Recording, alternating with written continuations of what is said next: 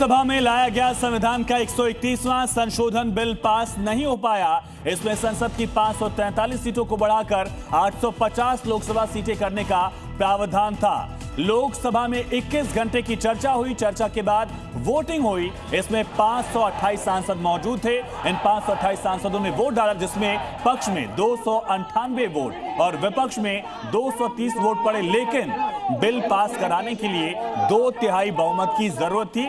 Special majority चाहिए थी।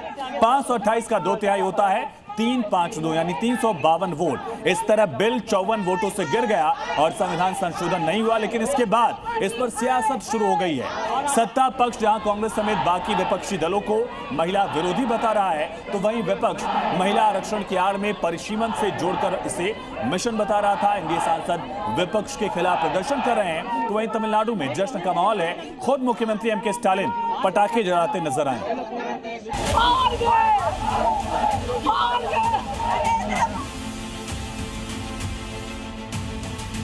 ये महिला बिल नहीं है, ये हिंदुस्तान का राजनीतिक जो स्ट्रक्चर है कि कांग्रेस पार्टी, विशेष रूप से राहुल गांधी, हर बात का विरोध करते हैं। कभी इससे सहमत नहीं हो सकते कि आप इस महिला आरक्षण को इस तरह से परसीमन से जोड़ें। कांग्रेस जश्न मना रहा है, तो इससे बड़ा दुखद कुछ हो नहीं सकता। विपक्ष के नेता आज बहुत खुश हैं। 12 साल में पहली बार ऐसा हुआ है कि जब विपक्ष को इस तरह जश्न मनाने का मौका मिला है और संसद में मोदी सरकार कोई बिल पास नहीं करवा पाई। महिला आरक्षण से जुड़ा संविधान का 131वां संशोधन बिल लोकसभा में गिर गया। बिल पर 21 घंटे की चर्चा के बाद वोटिंग हुई और बिल के पक्ष में 298 जबकि विरोध में 230 वोट पड़े। बिल पास कराने के लिए 2/3 बहुमत की जरूरत थी, लेकिन बिल 54 वोट से गिर गया। बिल के गिरते ही विपक्ष के नेताओं ने जश्न मनाना शुरू कर दिया। एक तरफ संसद में विपक्ष के सांसद इसे मोदी सरकार की हार बता रहे थे और जमकर नारे लगा रहे थे, तो उधर तमिलनाडु में डीएमके ने पटाखे फोड़कर मिठाइयां बांटी।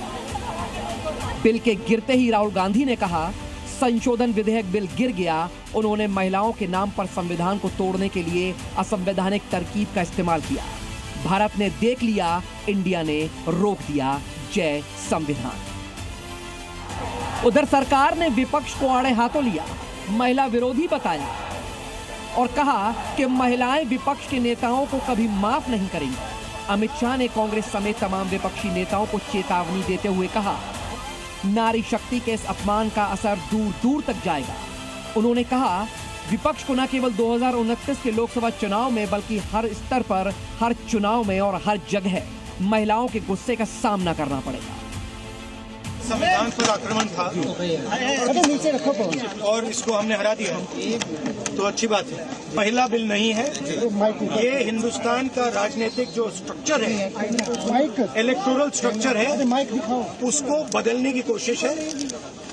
ये हमने रोक दिया है और मैं अभी कह रहा हूँ, प्रधानमंत्री से कह रहा हूँ, अगर आप महिला बिल चाहते हैं 2023 का महिला बिल निकालिए, उसको उसका इम्प्लीमेंटेशन आज से करिए और पूरा का पूरा ऑपोजिशन 100% आपको समर्थन देगा और महिला बिल हम इमीडिएट इम्प्लीमेंटेशन करा देंगे। महिलाओं को जो अधिकार देना था वो नहीं दे पाने से अगर कांग्रेस जश्न मना रहा है, तो इससे बड़ा दुखद कुछ हो नहीं सकता है। इतना ऐतिहासिक महत्वपूर्ण विधेयक को अगर पारित नहीं होने दिया और उसमें जश्न मना रहे कांग्रेस और कुछ लोग, तो मैं मानता हूं कि भारत के महिलाएं कभी भी कांग्रेस पार्टी और विपक्ष पार्टियों को माफ नहीं करेगी। विपक्ष इसे लोकतंत्र की जीत बता रहा है, तो उधर मोदी सरकार ने महिला आरक्षण बिल को गिराने का मुद्दा बना लिया है।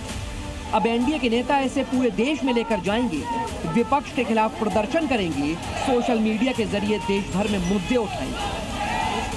आज पीएम की तमिलनाडु में रैली है और मुद्दे पर पीएम कांग्रेस को निशाने पर ले सकते हैं।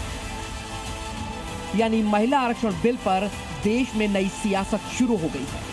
ब्यूरो रिपोर्ट, जी मीडिया।